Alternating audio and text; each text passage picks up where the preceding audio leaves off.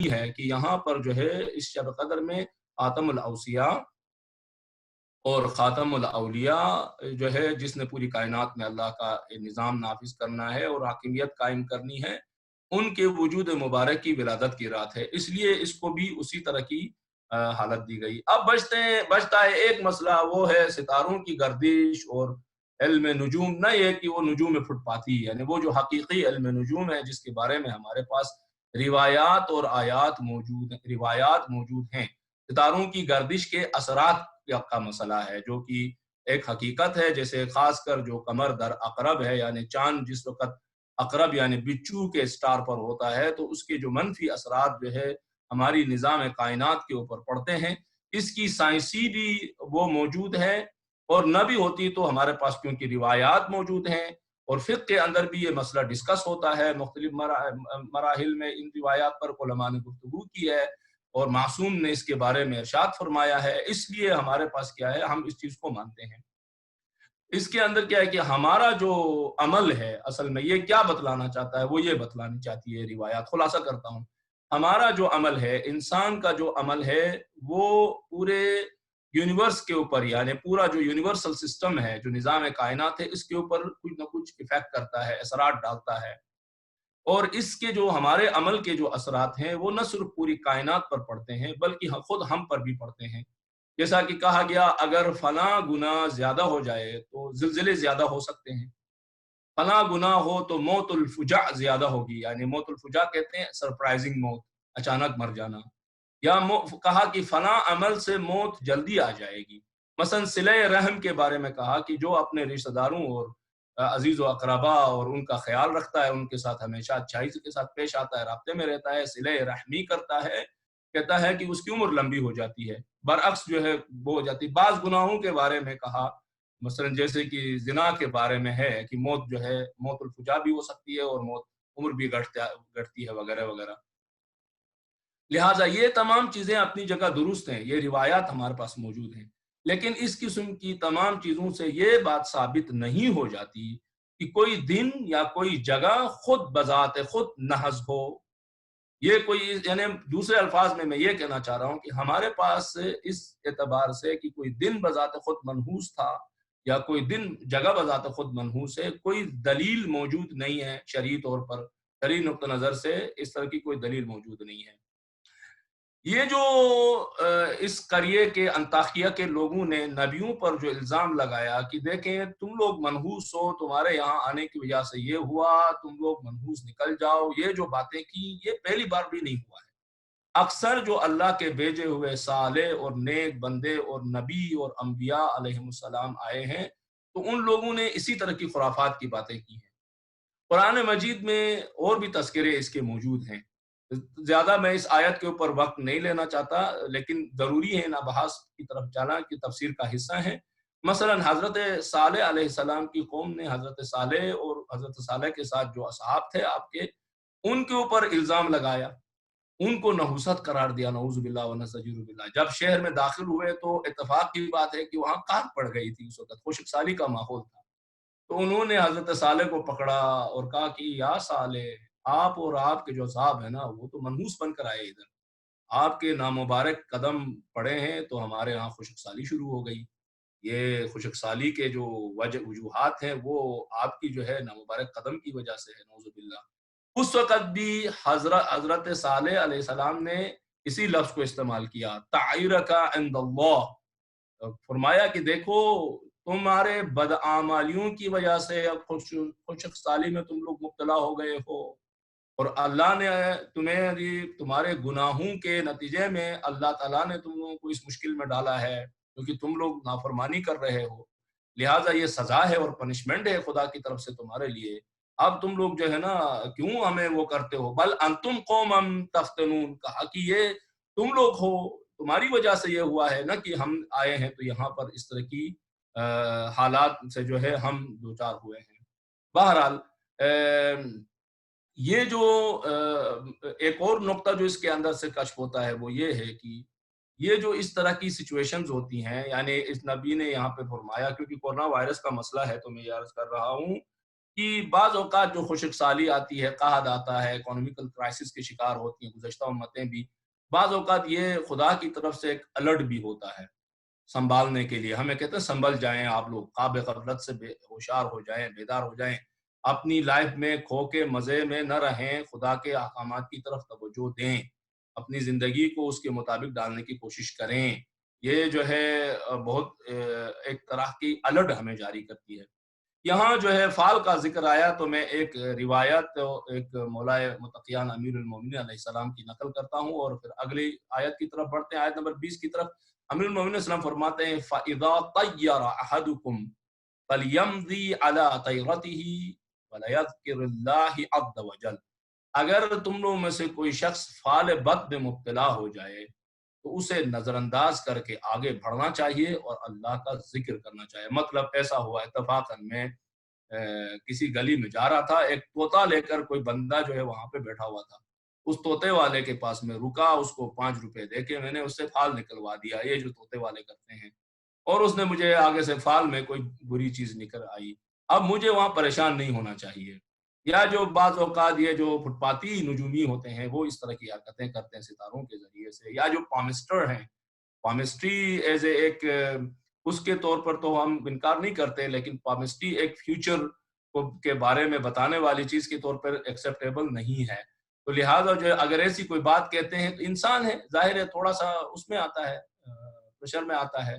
جب کوئی بری بات کہتا ہے یا اچھی بات کہہ دیتا ہے تو تھوڑا خوش ہو جاتا ہے اور کہتا ہاں جی بڑی اچھی بات کہی میرے حق میں، آپ کے منہ میں گھی شکر، جو آپ کہیں اللہ کرے وہ ہو جائے.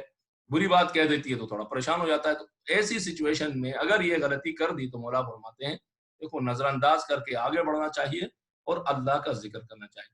یہ اتنی بڑی تہمت اللہ کے نبیوں پر انہوں نے لگائی، انہیں نعوذ باللہ جو متبرک تھے انہیں منحوس قرار دیا انہوں نے. اتنی اسی دوران میں یہ جو سچویشن ایک کرائسس میں چلے گئے اللہ کے نبی، اسی دوران میں ایک شخص آتا ہے وجاء، آیت نمبر 20 ہے وجاء من اقصى المدینة رجل يسعى قال یا قوم اتبعوا المرسلین. اور شہر کے ایک حصے سے ایک شخص دوڑتا ہوا چلا آیا. یعنی یہ جو آیت ہے اس کی ترکیب ہے کہ بڑے جدوجہد اور بڑی تگ و دو اور زحمت کے ساتھ وہ وہاں پہنچا ہے اور کافی دور سے آیا ہے. اور اس نے کہا اے قوم رسولوں کی اتباع کرو، رسولوں کی پیروی کرو، فالو کرو رسولوں کو. اچھا یہ جو شخص آیا ہے بڑا بامعرفت لگتا ہے. کیوں؟ قوم کو جس طرح اس نے مخاطب کیا ہے اس کے اندر ایک بڑی چاشنی ہے، محبت اور پیار سے کہہ رہا ہے، یعنی الرٹ کر رہا ہے. ٹھیک ہے بیچارہ دور سے زحمتیں اٹھا کے آیا ہے. یہ آیت کے اندر سے یہ چیزیں برآمد ہوتی ہیں اور بڑے پیارے انداز میں کہہ رہا ہے یا قوم، اے قوم، یعنی ریسپیکٹفل لوگوں. دیکھیں آپ لوگوں کو چاہے رسولوں کی اتباع کرو، رسولوں کی خلاف ورزی نہ کرو. قرآن مجید کا یہ اسلوب ہے کہ ہمیشہ جو ہے کسی بھی بندے کی ڈیٹیل کے پیچھے نہیں جاتا، اس کے آئی ڈی کارڈ کے پیچھے نہیں جاتا، جو کہ ہم میں سے اکثر ایسا ہوتا ہے کہ ہم میں سے بہت سے لوگ آئی ڈی کارڈ کی تلاش کرتے ہیں. سب سے پہلے آئی ڈی کارڈ کے پیچھے قرآن مجید بہت کم ہی آپ دیکھیں گے. واقعے کو بھی حتیٰ اس کی جزیات اور پھر یہ کیسے ہوا تھا، رنگ کیا تھا، گھوڑے کا کلر کیا تھا، یہ چیزوں کے پیچھے بھی قرآن نہیں کہتا. وہ مین چیز جو لینے کی ہے نا وہ لے لو، اس واقعے کے اندر جو آپ کا میسج ہے وہ اٹھا لو. یہاں یہ بتا بندہ کون ہے، کیا ہے، کہاں سے آیا ہے، قرآن کا اسلوب نہیں ہے. لفظ رجل استعمال کیا ہے قرآن مجید. اب رجل کے 2 میننگز بنتے ہیں عربی زبان میں جو قرآنی گرامیٹیکل بکس ہیں اس کے اعتبار سے.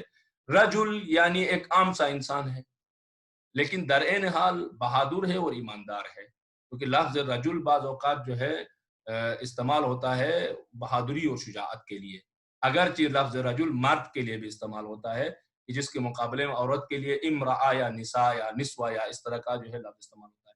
جاء رجل من اقصى المدینہ، یعنی وہ بہادر ایماندار شخص تھا، عام سا آدمی تھا. انبیاء کی دعوت پر لبیک کہتے ہوئے تمام خطرات اور مشکلات کو اکیلا فیس کرتے ہوئے وہ پر جو ہے وہاں پر پہنچا. یہ جو اقصی المدینہ کہا یعنی دور دراز علاقے سے، مطلب یہ ہوا کہ وہ اس شہر کا آدمی تو نہیں ہے، ایک بات.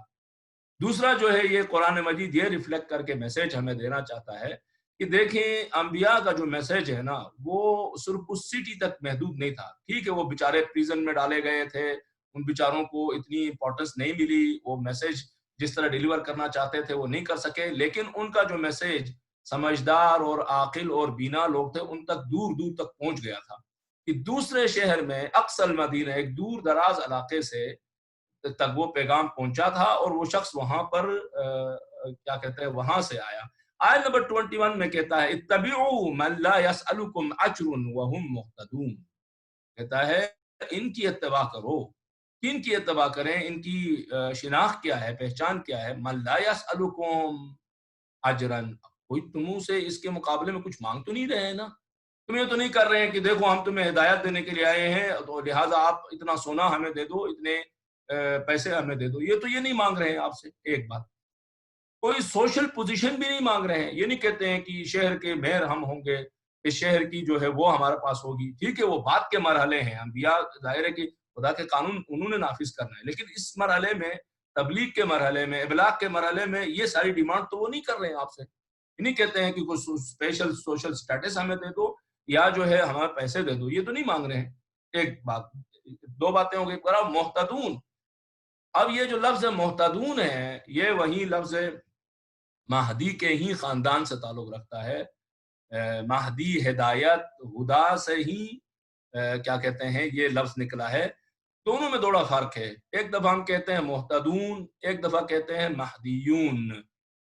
فرق کیا ہے؟ محتدا کے معنی مزید گہرے بھی ہیں، ایک اس کے اندر ایک قسم کی تاکید بھی پائی جاتی ہے، جیسے کہتے ہیں نا ہم لوگ وہ قدرت رکھتا ہے، وہ اقتدار رکھتا ہے۔ اقتدار اور قدرت میں فرق ہے، قدرت یعنی اس کے پاس طاقت ہے، قوت ہے، اقتدار یعنی کنٹرول بھی اس کا ہے۔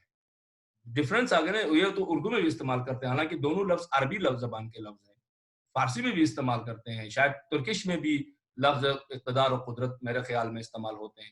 تو اس شخص نے اصل میں یہاں پر دو پہلو بیان کیے ہیں اور بڑی زبردست قسم کی دلیل بھی ان کے سامنے رکھی ہے۔ الف کہا ہے دیکھو تم لوگوں کا معیار کیا ہے، جو قریہ والوں ہو تم لوگوں کا معیار کیا ہے، بالاخرہ تم لوگ اچھے لوگ چاہتے ہو کہ نہیں چاہتے ہو؟ اچھے لوگوں کو چاہتے ہو نا، برے لوگوں کو تو آپ لوگ پسند نہیں کرتے۔ ایسا تو نہیں ہے کہ تمہاری سوسائٹی میں اگر کوئی انسان جو ہے زیادہ بد کردار ہے تو وہ زیادہ عزت دار ہے، ایسا ہے تمہاری سوسائٹی؟ تمہارے پاس ایسا کوئی کرائٹیریا ہے؟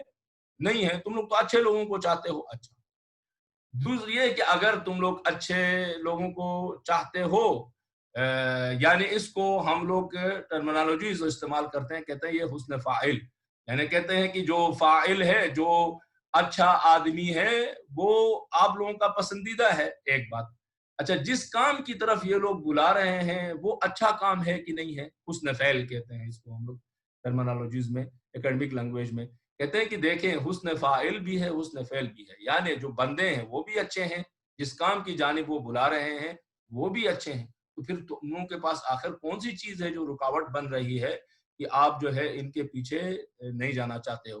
اور یہ بھی ذہن میں رکھو کہ یہ دونوں چیزیں، یعنی اچھے لوگ اور اچھے کام کی طرف لے جانا، یہ دونوں چیزیں مفت بھی مل رہی ہیں، تو پھر لینے میں کیا قباحت ہے بھائی؟ رکاوٹ کون سی چیز مل رہی ہے اس کے اندر؟ یہ جو ہے اس ایک فداکار قربانی دے کے جذبے سے سرشار ایک ایسے پرآشوب اور بحرانی دور میں کہ جب انبیاء کو منحوس ڈکلیئر کیا گیا ہے، یہ ڈیفنس کرنے کے لیے کھڑا ہو گیا ہے۔ کتنا عظیم آدمی ہے یہ کہ جب پورا شہر انہیں منحوس قرار دے رہا ہے اور اس پہ قتل کی دھمکی دے رہے ہیں، ان کو تھریٹ مل رہی ہے، یہ دور سے دوڑتا ہوا بھاگتا بھاگتا بھاگتا آیا ہے، حالانکہ اس کی ڈیوٹی نہیں تھی اس معنی میں کہ انبیاء نے اس کو بلایا ہو، ایسا نہیں ہے، وہ خود سے اپنی رسپانسبلٹی کو سمجھتا ہوا اکیلا، یہ نہیں کرتا کوئی لشکر ملے، کوئی ساتھی ملے، کوئی چار بندے میرے ساتھ ہوں، میں تو میجورٹی نہیں ہوں، میجورٹی تو میرے اگینسٹ ہے، وغیرہ وغیرہ، یہ ساری چیزیں نظر انداز کرتا ہے، اکیلے آ جاتا ہے۔ قرآن مجید اس کو نقل کرتا ہے سورہ یاسین کے اندر کہ اکیلا آیا اور جان کو ہتھیلی پہ رکھ کے خطرے میں ڈال دیا اپنے آپ کو، ایسے تھریٹ کے اندر ڈال دیا، ایسے کرائسس میں اپنے آپ کو ڈال دیا ہے جس کا نتیجہ قتل کی صورت میں نکل سکتا ہے، اور یہ جو ہے سامنے پہنچا ہے۔ یہاں پر ایک نقطہ آتا ہے بعض اوقات، کیونکہ یہاں پر اس بندے خدا نے نبیوں کو لے کر دو چیزیں بیان کیا کہ وہ خود بھی اچھے ہیں، ان کی باتیں بھی اچھی ہیں۔ عام طور پر ہماری سوسائٹی میں ایک جملہ جو ہے مولائے متقیان کا بیان کیا جاتا ہے اور متاسفانہ اس کی انٹرپریٹیشن کمپلیٹلی نہیں ہوتی ہے۔ مجھے یاد ہے کہ پہلے بھی میں نے ایک دفعہ اس موضوع کے اوپر کہیں گفتگو کی ہے، اب پوری طرح یاد نہیں آ رہا ہے۔ مولا نے فرمایا کہ جو درس ہمیں ملتا ہے اس آیت سے، میں وہ درس بیان کر رہا ہوں. مولا نے فرمایا انظروا ما قال ولا تنظروا من قال.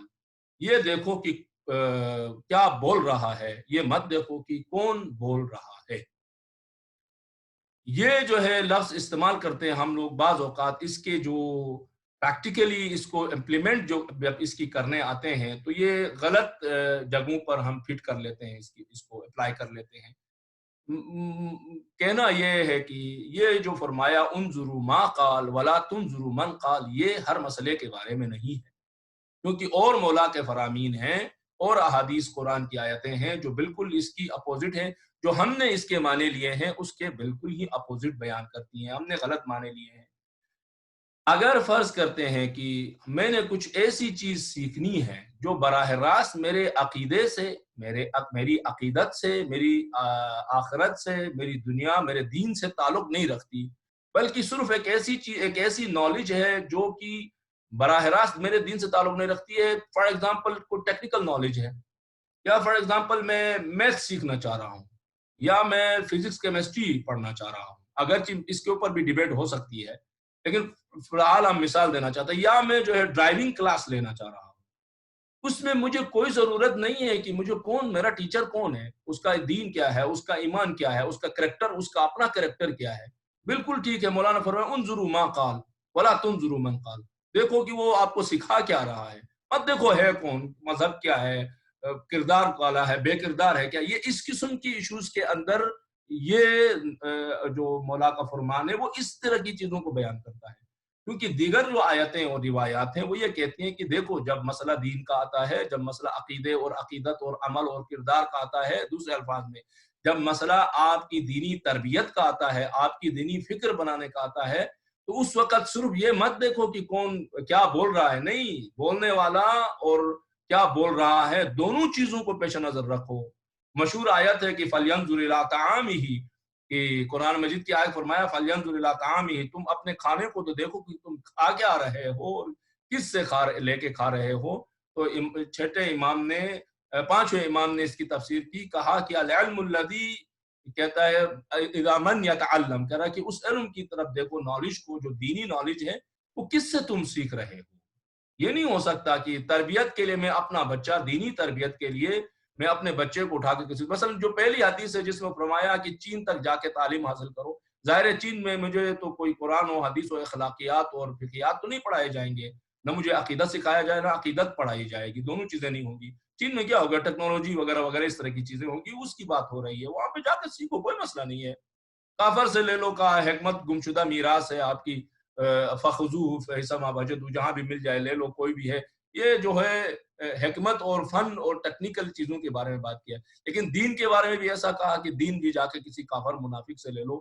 چین میں دین سیکھنے کے لیے جاؤ، کوئی ایسی چیز موجود ہے؟ ہمارے پاس نہیں ہے. جب دین کا معاملہ آتا ہے، اخلاقیات اور تربیت کا معاملہ آتا ہے، تو انظروا من قال و انظروا ما قال، دونوں کو طرف دیکھنے کی ضرورت ہے. یہ مس انٹرپریٹیشن البتہ یہ علمی دنیا میں یہ باتیں نہیں ہیں، عام عوام میں ایک اس طرح کی چیزیں موجود ہیں. لہٰذا ایک اور باریک نقطہ ہے جو آیت نمبر 13 میں بھی تھا، اور کیا کہتے ہیں اسی نقطے کو ہم یہاں لے کر آتے ہیں. آیت نمبر 13 میں فرمایا وَاضْرِبْ لَهُمْ مَثَلًا أَصْحَابَ الْقَرْيَةِ. اب مسئلہ یہ ہے کہ لفظ قریہ کا جو عربی زبان میں استعمال ہے، میں آج کے استعمال کی بات نہیں کرتا، عربی زبان کی قرآنک استعمال اور جو اوریجنل عربی ہے، جس کو پرانی عربی بھی کہتے ہیں، اولڈ عربی ہے یا عربی فصحیٰ کہتے ہیں، اس میں جو استعمال رہا ہے اس کا، اور قرآن مجید نے جو متعدد جگہوں پہ لفظ قریہ سے کیا مراد لیا ہے. ترجموں میں نے چیک کیا تھا، ویسے عام طور پہ میں نہیں دیکھتا ترجموں کی طرف، لیکن میں نے چیک کیا تھا اردو میں بھی اور انگلش میں بھی، جو بعض میں نے ترجمے دیکھا لفظ سٹی استعمال کیا ہے، بعض نے ولیج کا لفظ استعمال کیا ہے، جبکہ یہ جو ہے پوری میننگز کو ریفلیکٹ نہیں کرتا یہ ترجمہ. ظاہر ہے ہماری زبانوں کی لمیٹیشن ہے، تو صرف ترجمہ ہمارے لیے انف نہیں ہوتا، البتہ فائدہ پہنچاتا ہے. وَاضْرِبْ لَهُمْ مَثَلًا أَصْحَابَ الْقَرْيَةِ، یعنی یہاں پر فرمایا تھا کہ اس قریے کے، اب میں اسی لفظ کو لے آتا ہوں، اس قریے کے لوگوں کے بارے میں بات کی. دوسری جگہ میں جب اس شخص کے آنے کے بارے میں جو لفظ استعمال کیا تو فرمایا وَجَاءَ مِنْ أَقْصَى الْمَدِينَةِ رَجُلَيْنِ. لفظ مدینہ استعمال کیا. مدینہ آپ کو پتا ہے وہیں جو اردو میں ہم تہذیب و تمدن کہتے ہیں, وہیں تمدن مدینے کی خاندان سے تعلق رکھتا ہے. یعنی مدینہ اس کو کہتے ہیں جو تمدن یافتہ ہیں, تہذیب یافتہ جگہ کو تمدن کہتے ہیں. میرے خیال میں آپ میں سے بہت سے لوگ, میں کیا نقطہ یہاں سے بیان کرنا چاہ رہا تھا اس تک آپ لوگ پہنچ چکے ہیں, لیکن میں پھر بھی بیان کر دیتا ہوں. قریہ اور مدینے سے جو چیز ہماری سمجھ میں آتا ہے کہ جو وہ جگہ جو اہل شرک و نفاق و کفار کی جگہ تھی, جو انبیاء کو دھتکارتے تھے اور انہیں قتل کرنے اور انہیں ناس سمجھتے تھے, ان کو قرآن مجید نے لفظ قریہ کے طور پہ یاد کیا ہے. قریہ ہے, لوگ بیٹھے ہوئے ہیں ادھر, شرک ہے وہاں پہ, سب کچھ چل رہا ہے, کوئی وہ نہیں ہے. یہ متمدن لوگ نہیں ہیں, مطلب تہذیب یافتہ کلچرل لوگ نہیں ہیں. ہاں, کلچرل کہتے ہی ہمارے پاس ذہن میں آئے گا وہ تعریف کلچرل کی جو ہم نے عام طور پہ یہاں سے پڑھی ہے, ان کی ثقافت سے سیکھا ہے, یا کلچرل کا جو ایک تصور ہمارے پاس ہے.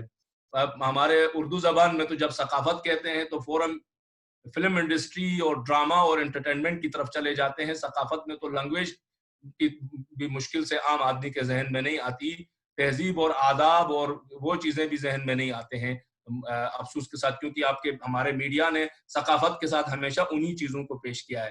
ثقافتی طائفے جب دوسرے ملک میں جاتے ہیں تو وہیں طوائفیں ہوتی ہیں, معذرت کے ساتھ. تو لہٰذا یہاں قریہ کا لفظ استعمال کیا ہے غیر تہذیب یافتہ مشرک و کافر کے علاقے کو قرآن مجید نے.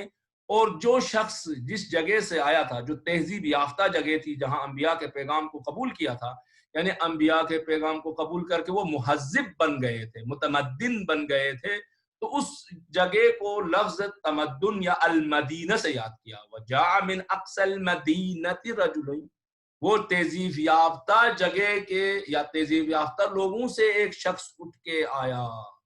پتہ چلتا ہے کہ جو انبیاء کی حمایت کرتے ہیں, دین کی حمایت کے لیے اٹھتے ہیں, جو دیندار لوگ ہیں, جن کے اندر ایثار و قربانی کا جذبہ ہے, وہ در حقیقت کیا ہے, دینی تہذیب و تمدن رکھتے ہیں, وہ تہذیب یافتہ ہیں قرآن کی نظر میں, ولو جو ہے دیگر حوالوں سے ان کے پاس کچھ نکات موجود بھی ہوں.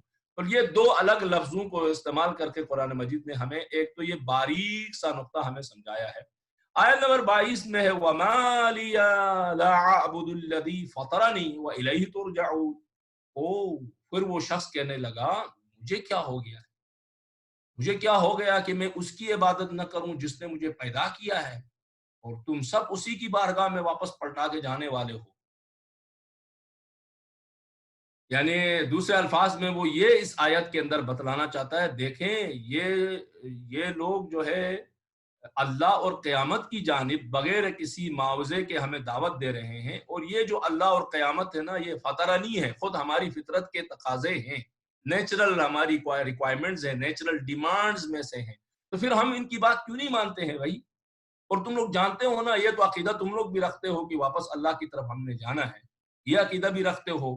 یہ جو اللہ اور قیامت کا مسئلہ ہے یہ ہم میں سے ہر ایک کی فطرت کے اندر بھی موجود ہے. تو پھر آخر کہا کہ رکاوٹ کیا ہے؟ مجھے کہا کہ مجھے کوئی رکاوٹ, مجھے تو نظر نہیں آتی کوئی ایسی رکاوٹ.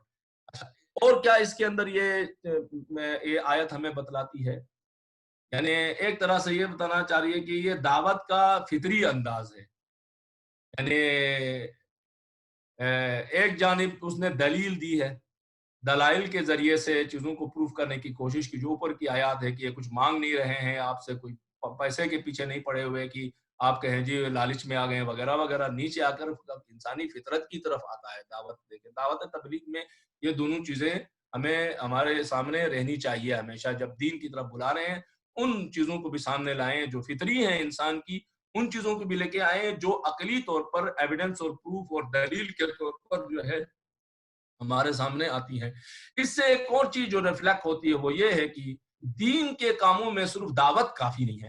یعنی صرف میں اگر آ جاؤں آپ کے شہر میں ایک تقریر کر کے چلا جاؤں تو یہ کافی نہیں ہے, نہ آپ کے لیے کافی ہے, نہ میری ذمہ داری پوری ہوئی ہے. مجھے بلکہ لیڈ کرنا ہوگا وہاں پر, مجھے لیڈ کرنا ہوگا ہمیشہ. نعوذ باللہ, مجھے تو کیا لیڈ کرنا ہوگا, میں نے اپنی مثال دے دی تقریر کو لے کر اور مناسب نہیں تھی. بہرحال یعنی کوئی بھی عالم دین ہے اس کی صرف ایک تقریر کافی نہیں ہے.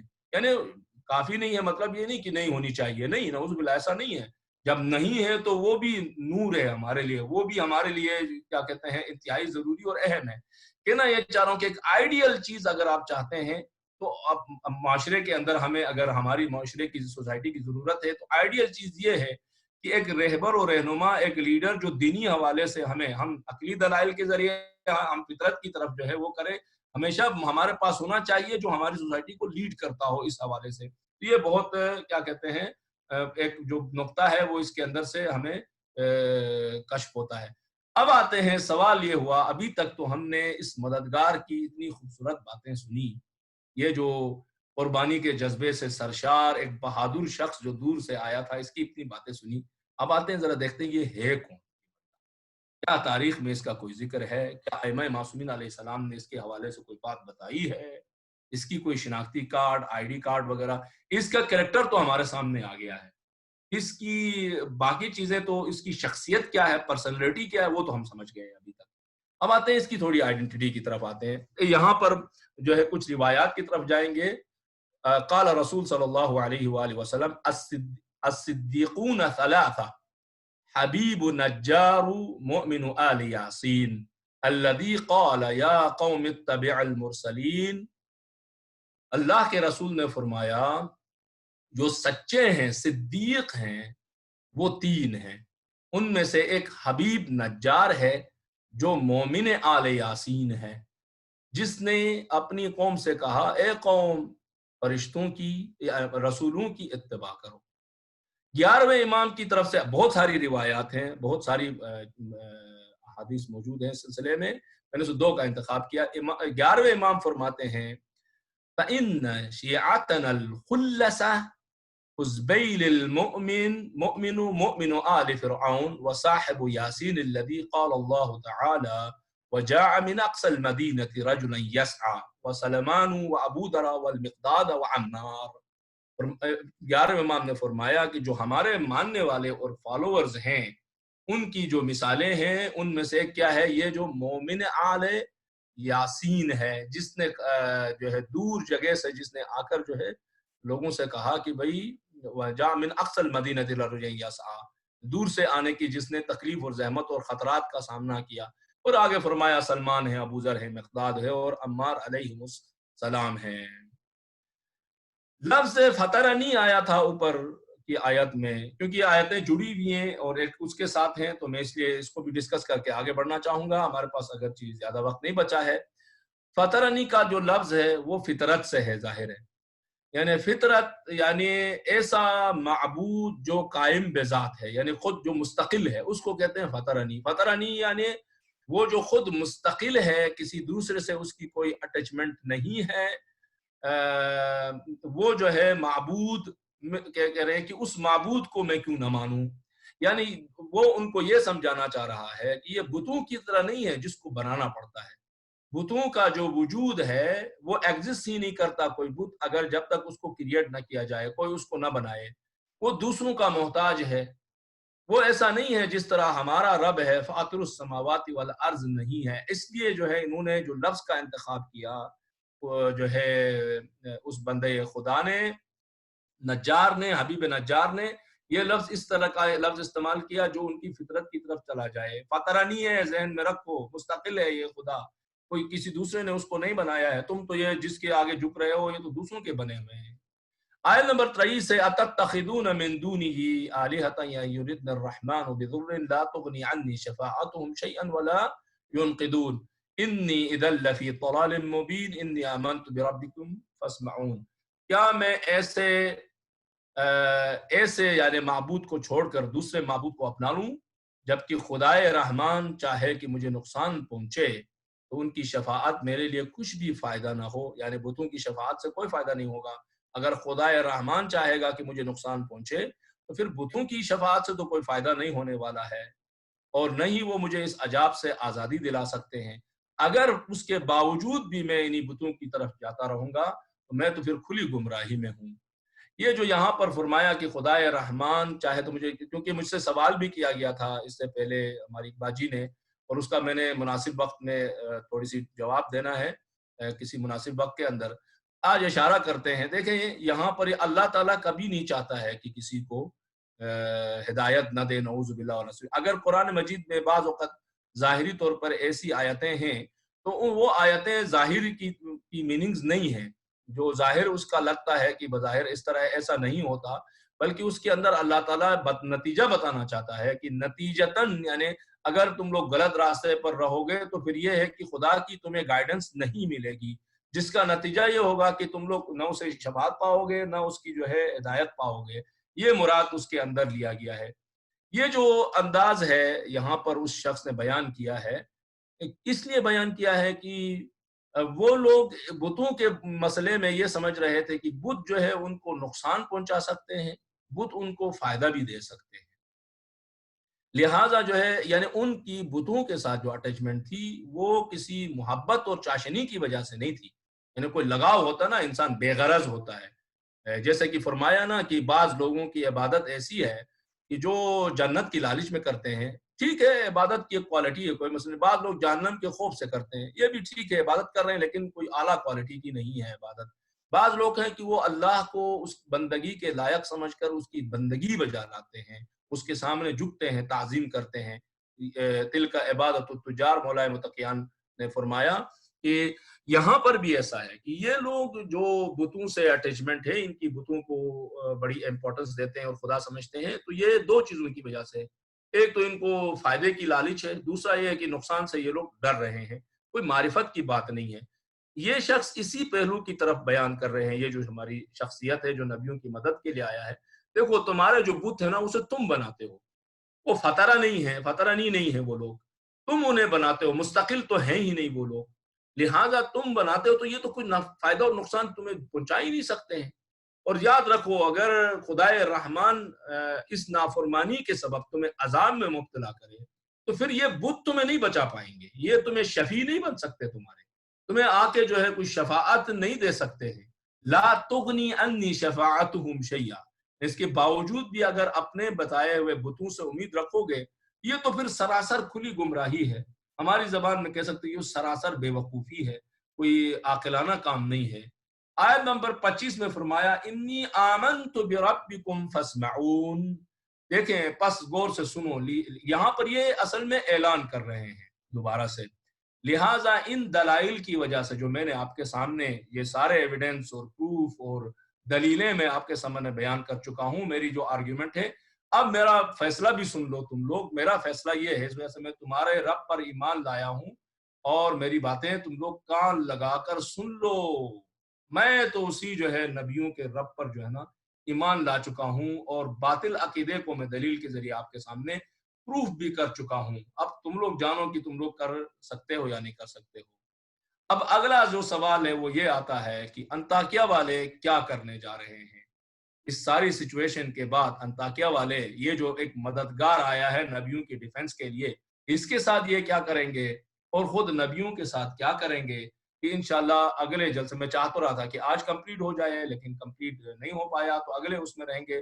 میں خلاصتاً عرض کرتا ہوں کہ جو روایات کے مطابق جو ہمارے پاس روایات ہیں ائمہ معصومین علیہ السلام سے، اور قرآن مجید نے بھی اسی طرف جو ہے بیان کیا ہے کہ جناب حبیب نجار مددگار انبیاء و اولیاء اور مدافع اولیاء و انبیاء علیہ السلام کو یہ لوگ پتھر مار مار کے شہید کر دیتے ہیں، اور شہادت جب ان کو پتہ چلتا ہے کہ شہادت قریب ہے، آیت نمبر 26 اور 27 کو اگر دیکھیں، شہادت کے قریب جب ہوتے ہیں، انہیں یقین ہوتا ہے کہ اب قتل کرنے جا رہے ہیں، مجھے مارنے والے ہیں، یہ لوگ اتنے غصے میں آ گئے ہیں، اس وقت کچھ جملے فرماتے ہیں، یہ عظمت بیان کرتی ہے اس حبیب نجار کو، واقعی حبیب اللہ ہے۔ قیل ادخل الجنت قال یا لیت قومی یعلمون بما غفر لی ربی وجعلنی من المکرمین، یعنی بہت ہی اہم ہے کہ یہاں پر ایک ایسا جو ہے نعرہ انہوں نے لگا دیا ہے، یہ اس عظیم شخصیت کی عظمت کو مزید کھول کر ہمارے سامنے بیان کرتی ہے، اس عظیم شہید کو، بلکہ اب ہمیں یوں کہنا چاہیے اس عظیم شہید کی زندگی اور شہادت، حتیٰ یعنی بعد از شہادت کے جو مراحل ہیں وہ ریفلیکٹ کر رہی ہے آیت، یہ شہید دیگر شہداء کی طرح کس طرح کی آرزوئیں رکھ کر براہ راست شہادت کے پاتے ہی سیدھے عالم ارواح میں اپنے خاص مقام پر جہاں پر یرزقون ہے وہاں پہنچتے ہیں، آلموسٹ قرآن مجید ریفلیکٹ کرتا ہے کہ شہداء اسی طرح کی آرزویں رکھتے ہیں. انشاءاللہ تعالیٰ اگلی نشست میں گفتگو ہوگی کہ شہید کی آرزو اس قوم کو لے کر اور سچویشن کو لے کر کیا تھی، اور ہمیں یہاں سے کیا کیا سبق اور درس ملتا ہے. پروردگار عالم سے 10 بدعائیں ہیں کہ پروردگارہ آل یاسین اور سورہ یاسین کے صدقے میں جو اس وقت وبا پھیلی ہوئی ہے ہمارے لیے امتحان کی طرح ہے، پروردگارہ اس امتحان میں ہمیں کامیابی عطا فرما، اور مشارق و مغارب میں تمام عالم انسانیت بالخصوص امت مسلمہ اور بالاخص مومنین کے لیے پروردگارہ اس وبا سے اپنے حفظ و امان میں جگہ عنایت فرما. جو اس وقت مخلصانہ طور پر پوری دنیا میں جو انسان مخلصانہ طور پر اس وبا کو روکنے کے لیے، خاتمے کے لیے کوشش کر رہے ہیں، لیبارٹریز کے اندر سائنٹسٹ ہمارے کوشش کر رہے ہیں، پروردگارہ ان کی کوششوں کو ثمر آور فرما. پروردگارہ جو سازش میں مبتلا ہیں اور اس وبائی سچویشن سے بھی اس وقت جو ہے انسانوں کو مزید مشکلات میں ڈالنا چاہتے ہیں اور اپنی ذات اور فائدے کی تلاش میں جو سازشکار ہے، پروردگار ان سازشکاروں کی سازشوں کو ناکام فرما، اور اگر وہ لائق ہدایت نہیں ہے تو انہیں نیست و نابود فرما. پروردگارہ دنیا تشنگی دنیا کی بڑھتی جا رہی ہے کہ کائنات کے اندر ایک عادلانہ اور انصاف پر مبنی نظام حاکم ہو. اپنے حجت اور خاتم الاوصیاء کے ظہور میں تعجیل فرما. تمام اپنے مرحومین کے لیے، شہداء کے لیے، اور تمام جو ہے کورونا وائرس سے جو لوگ اس دنیا سے چلے گئے ہیں، خاص کر ان لوگوں کے لیے رحم اللہ من قرأ سورۃ المبارکۃ الفاتحہ مع الصلوات. اللہم صلی علی محمد. بسم اللہ الرحمن الرحیم.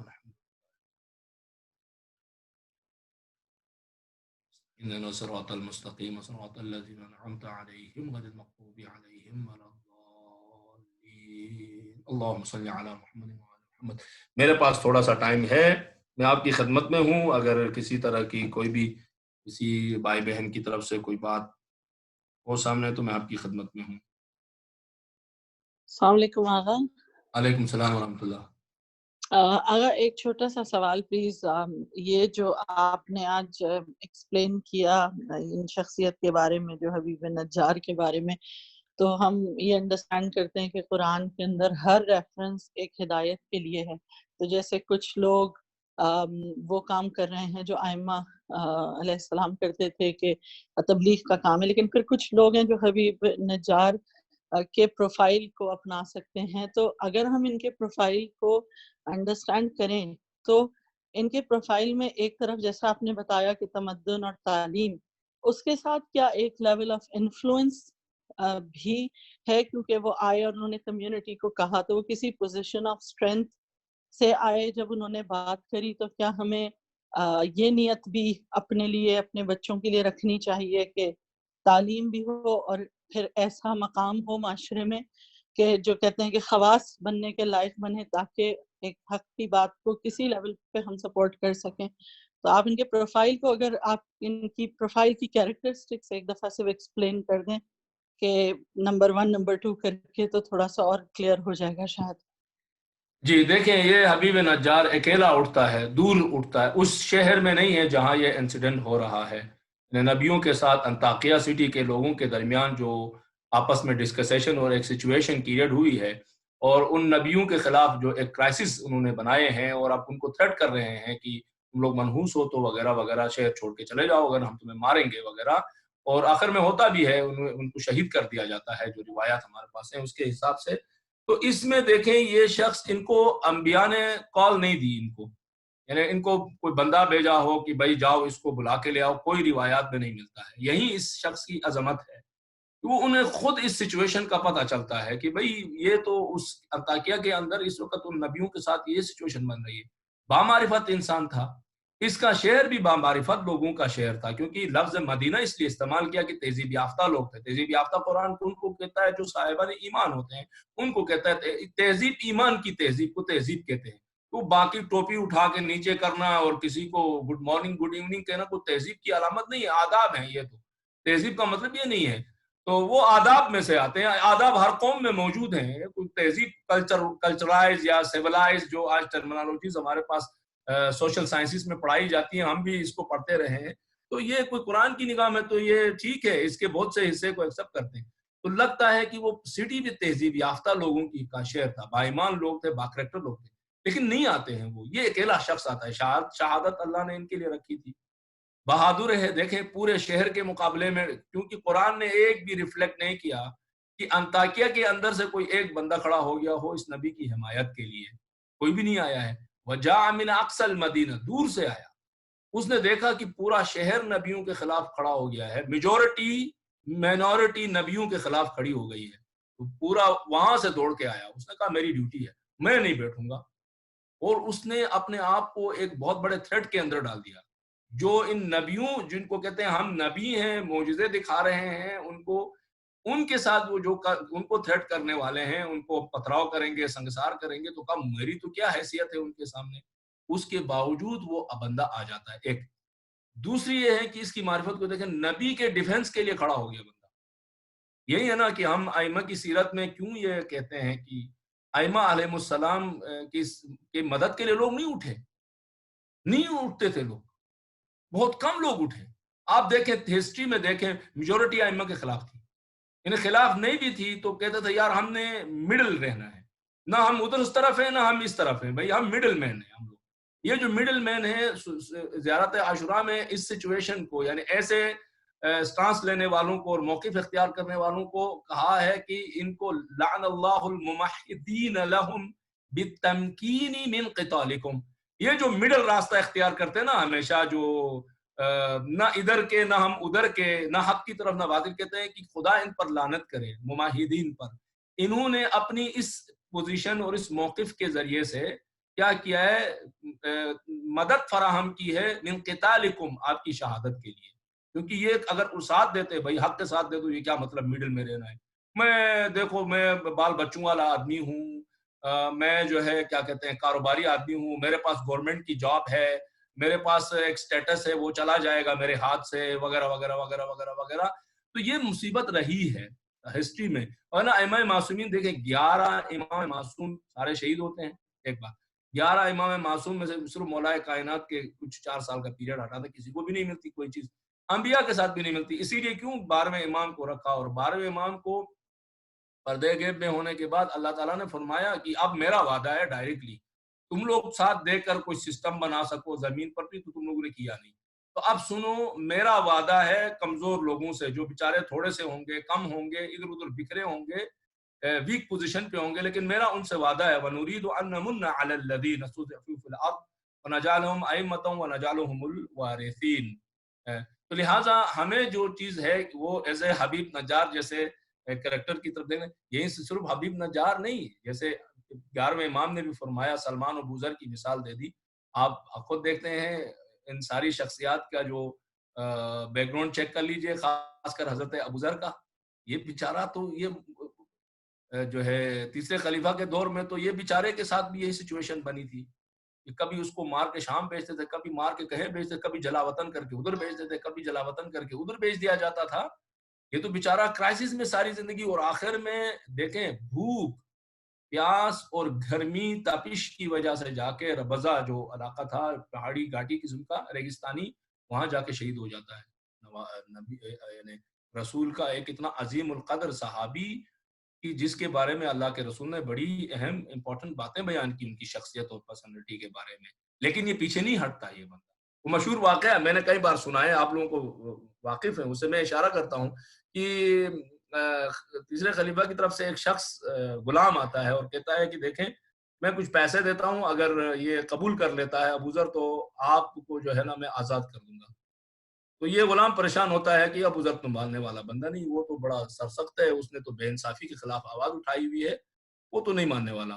تو سوچ سوچ کے ایک دینی طریقے سے آتا ہے. جیسے ہمارے ہاں بھی بعض اوقات اس طرح کی ٹرکس یعنی جانتے نہیں ہیں، اپنے تو اخلاص سے بیان کرتے ہیں، لیکن اصل میں یہ اس طرح کی ٹرکس ہوتی ہیں. تو کہتے ہیں کہ دیکھیں جناب ابوذر، آپ جانتے ہیں نا میں غلام ہوں، اور کیا نہیں چاہتے ہیں کہ آپ خدا کے راستے میں غلام آزاد ہو جائے. ابوذر کہتا ہے کاش میں کر سکتا، میری تو ادھر اپنے لالے پڑے ہوئے ہیں پیٹ کے، اور اس کے بیوی بچے لے کے دربدر ہو رہا ہوں، میں تو جلا وطنی گزارا ہوں، میرے پاس پراپرٹی نہ کچھ بچ گئی ہے.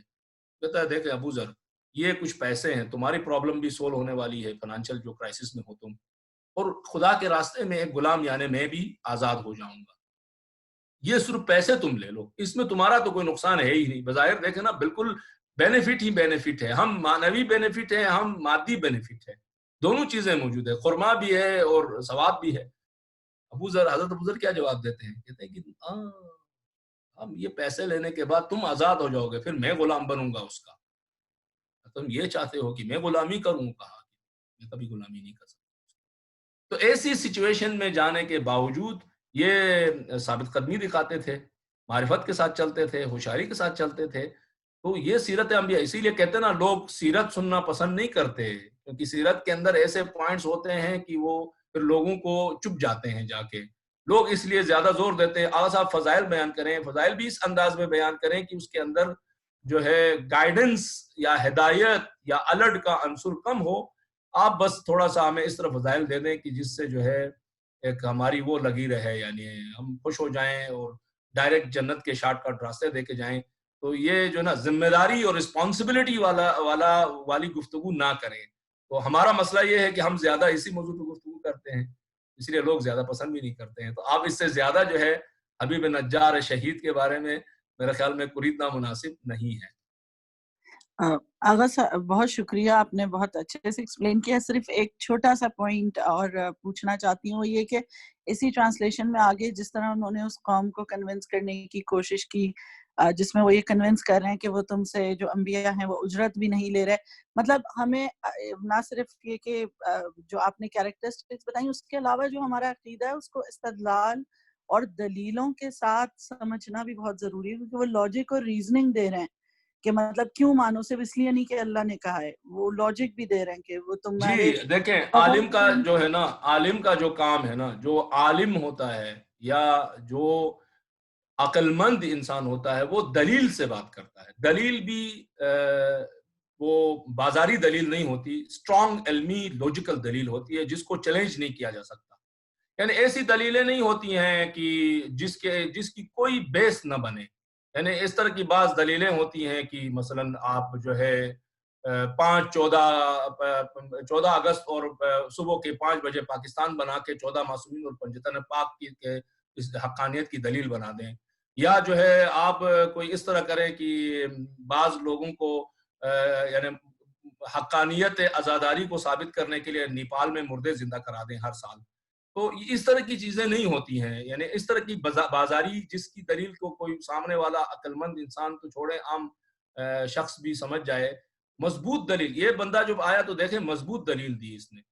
اس کی دلیلیں آپ دیکھیں نا، کون چیلنج کر سکتا ہے ان دلیلوں کو؟ وہ چیلنج نہیں کر سکے، تبھی انہوں نے تھریٹ کیا اور ان کو مار دیا، فزیکلی ان کو مار دیا. اسی لیے کہ دلیل نہیں ہے. آپ دیکھیں آج بھی دنیا میں دلیل پہ بات نہیں ہوتی. آج بھی اگر آپ دیکھتے ہیں، میں نہیں چاہ رہا ہوں کہ ہم تفسیر سے ہٹ کے کسی اور موضوع کی طرف چلے جائیں، لیکن اگر آپ بغور اپنی دنیا کو دیکھیں تو جو بڑی قوتیں ہیں وہ دلیل سے بات نہیں کرتے ہیں.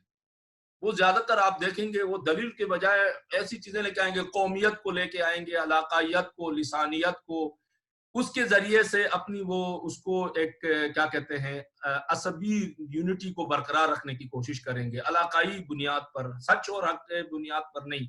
اٹیچمنٹس کو سٹرونگ کرتے جائیں گے اس بیس پر. لنگویج ہماری کٹھی ہے، علاقہ ہمارا ایک ہے، ملک ہمارا ایک ہے، ثقافت ہماری ایک ہے، تہذیب ہماری ایک ہے، ہماری جو اٹھک بیٹھک ہے وہ ایک جیسی ہے، وغیرہ وغیرہ وغیرہ. اس طرح کی چیزیں ہوتی ہیں. تو یہ جو آئے حبیب نجار، یہ دلیل کے ساتھ آئے. دلیل بھی اس نے عقلی بھی دی اور کیا کہتے ہیں فطری اور روحی دلیل بھی دی. دوسرے الفاظ میں کہتے ہیں جذبات کو بھی اس نے بھڑکانے کی کوشش کی، وہ جو درست جذبات ہیں، نہ کہ وہ جو جذباتی ہمارے ہاں تصور ہے. اور عقلانی اور منطقی لوجیکل دلائل بھی اس نے پیش کیے. تو ہم مبلغین کے لیے بھی ایک گائیڈ لائن ہے اور آپ سب کے لیے بھی گائیڈ لائن ہے کہ کار تبلیغ میں ان چیزوں کو پیش نظر رکھیں. صرف یہ نہ کہیں مولانا صاحب آ کر کہیں کہ میں مولانا ہوں تو مجھے فالو کیا جائے، یہ غلط ہے. صرف مولانا صاحب آپ کو پروف کرنا ہوگا کہ آپ جو ہے دین کے لیے تکلیف اٹھا سکتے ہیں، زحمت اٹھانے کا مادہ رکھتے ہیں، اور کوئی لالچ بھی نہیں رکھتے ہیں، اپنی پوزیشن اور سٹیٹس اور پاپولیرٹی کے پیچھے نہیں پڑتے ہیں، بلکہ وہ بات کرتے ہیں جو صحیح ہوتی ہے. یہ نہیں دیکھتے ہیں کہ میں اگر یہ بات کروں تو جو مجھے اگلے سال بلائیں گے یا نہیں بلائیں گے، یہ ہم لوگوں کے لیے واقعی ایک بڑا امتحان ہے, بڑا کٹھن امتحان ہے. اور اس وقت بہت مشکل ہوتا ہے کہ جب بعض اوقات ہمیں ایسی چیزیں دیکھنے کو ملتی ہیں, یعنی اللہ وہ کر, میں اپنی برادری کی بات کر رہا ہوں, کہ بعض ایسی چیزیں ملتی ہیں کہ پتہ چلتا ہے کہ فلاں خطیب نے 3 اشرے پڑھے اور 1 اشرے کے پیسے اس میڈیا ٹیم کو دے دیا جس کا کام مختلف سوشل میڈیا کے اندر اس کی پبلسٹی کرنا ہے, کلپس وغیرہ نکال کے تبلیغ کرنا نہیں, اس کی پاپولیرٹی اور پبلسٹی کو زیادہ کرنا ہے وغیرہ وغیرہ. یہ اس طرح کی چیزیں جب سامنے آتی ہیں تو بڑی تکلیف دہ چیزیں ہیں. اسی لیے علماء سو کا بھی لفظ استعمال کیا ہے, جہاں خیر ہے وہاں شر بھی ہے, عالم شر بھی ہے, اور کہا کہ اذا فسد العالم فسد العالم. عجیب روایت ہے, جہاں فرمایا نا کہ عالم بچا سکتا ہے ایک پوری امت کو, نجات کا باعث بن سکتا ہے, وہیں پر فرمایا اگر یہ عالم خراب ہو جائے, بگڑ جائے, تو پورے دنیا کو فساد العالم کر سکتا ہے, پوری دنیا کو یہ فساد میں مبتلا کر سکتا ہے.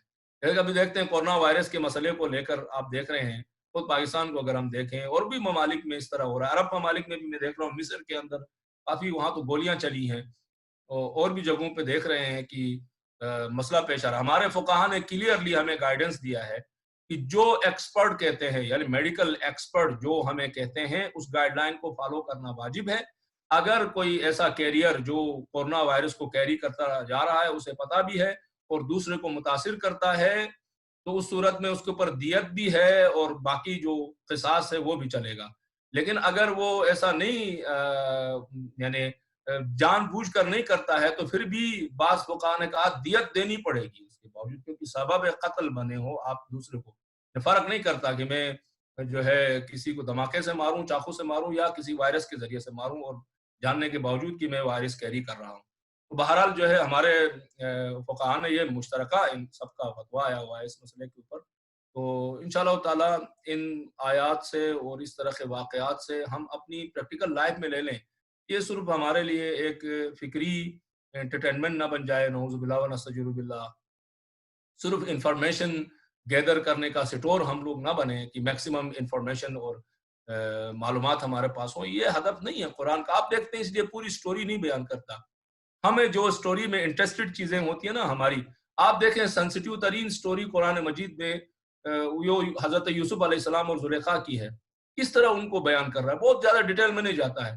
وَشَهِدَ شَاهِدٌ مِّنْ أَهْلِهَا, اور ان کے زلیخا کے گھر سے کسی نے گواہی دی. اب ضروری نہیں ہے کہ وہ کون ہے, کیا تھا, کس کا بیٹا تھا, قد کتنا تھا, لمبا تھا, جس کے پیچھے ہم پڑے رہتے. مجھے یاد ہے ایک جگہ پہ میں مجلس پڑھ رہا تھا, معذرت آپ لوگوں کا وقت زیادہ لے رہا ہوں, مجلس کر رہا تھا سیرت کے اوپر جو کہ میرا زیادہ موضوع ہوتا ہے. نیچے آنے کے بعد اس شخص نے کہا امام کے بارے میں آپ نے معلومات نہیں دی. میں نے کہا کیا معلومات کہہ رہے تھے کہ مثلا امام کی ہائٹ کتنی تھی, اچھا امام کے کتنے بچے تھے, امام. میں نے کہا یہ شناختی کارڈ والی معلومات آپ خود نہیں پڑھ سکتے ہیں کہیں پر؟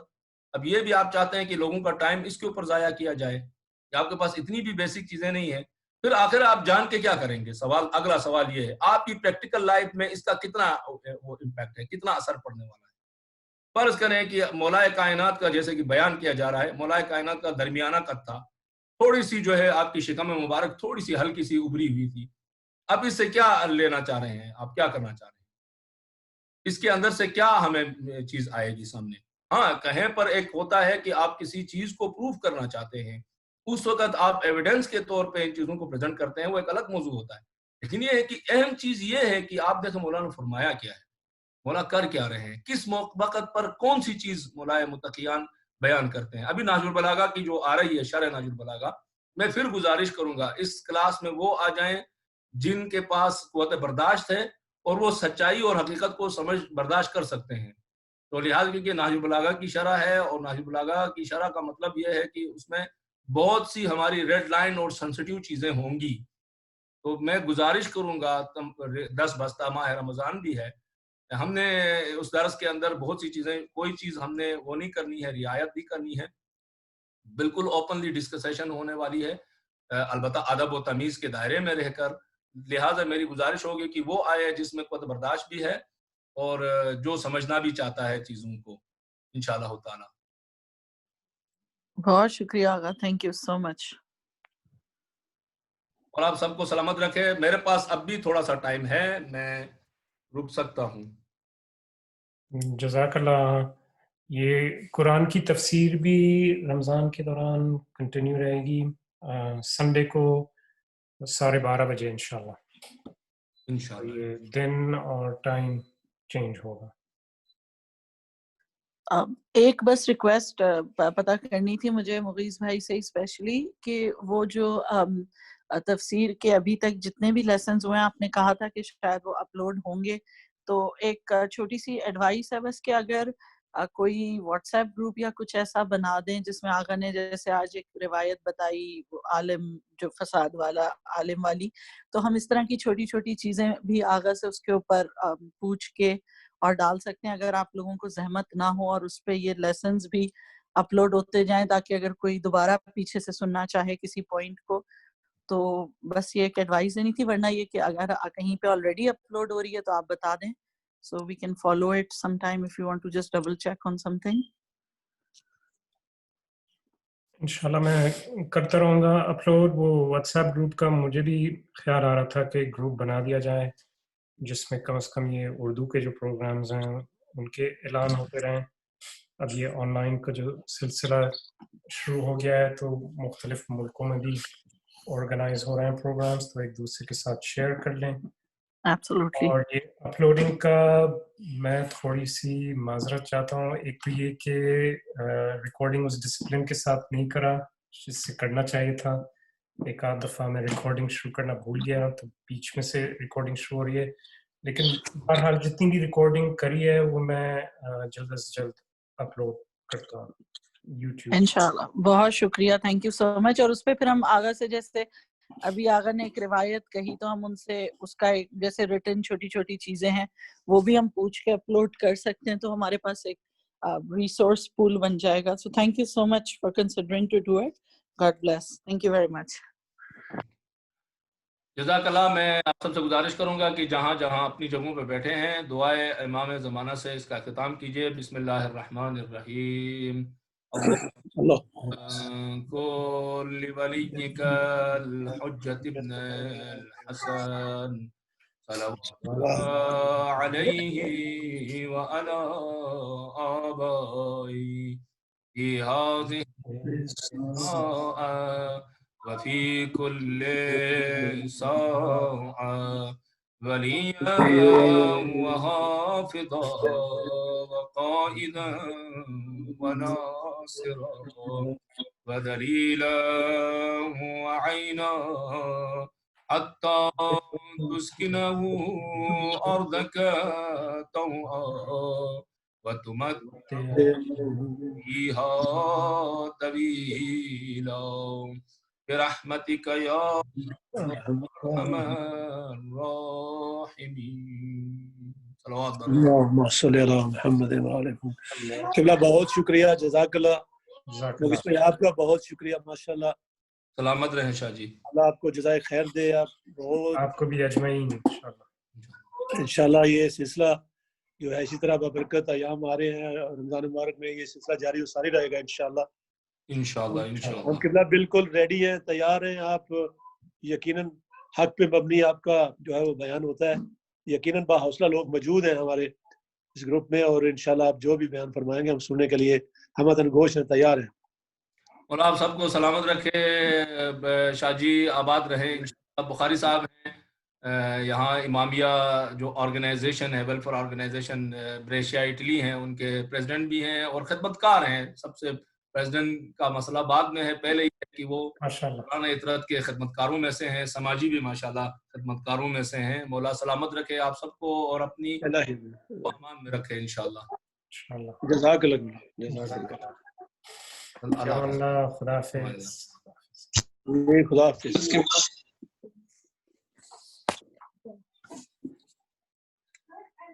بہت ہی